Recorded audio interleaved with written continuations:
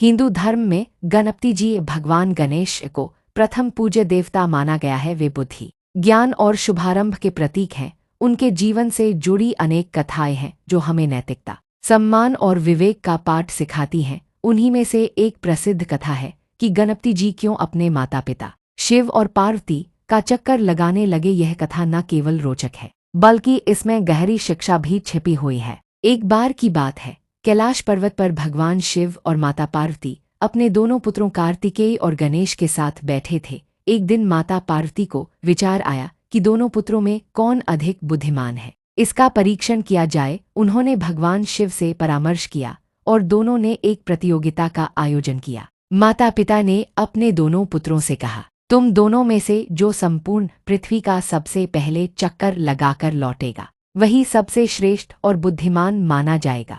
कार्तिकेय, जो अपने तेज और बल के लिए प्रसिद्ध थे, तुरंत अपने वाहन मोर पर सवार होकर पृथ्वी की परिक्रमा के लिए निकल पड़े। वहीं गणेश जी का वाहन मूषक चूहा था, जो गति में धीमा था। सबको लगा कि कार्तिकेय ही प्रतियोगिता जीतेंगे। गणेश जी शांत मन से कुछ क्षणों तक विचार करते रहे, फिर वे उठे, अपने माता पिता शिव और पार्वती के चारों ओर 3 परिक्रमाएं चक्कर लगाई और वहीं बैठ गए। यह देखकर देवता और अन्य लोग चकित रह गए। सभी ने पूछा, गणेश जी, आपने पृथ्वी की परिक्रमा नहीं की, फिर भी आप बैठ गए, इसका क्या अर्थ है?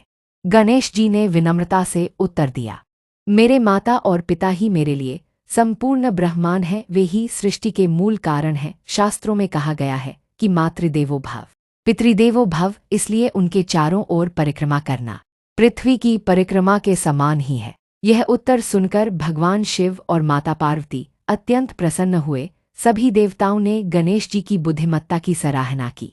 जब कार्तिकेय कई कठिनाइयों को पार कर पृथ्वी की परिक्रमा पूरी करके लौटे तो देखा कि गणेश जी पहले से ही विजेता घोषित हो चुके हैं। पहले तो उन्हें आश्चर्य हुआ, लेकिन जब उन्हें पूरी बात बताई गई तो उन्होंने भी गणेश जी की बुद्धिमत्ता को स्वीकार किया।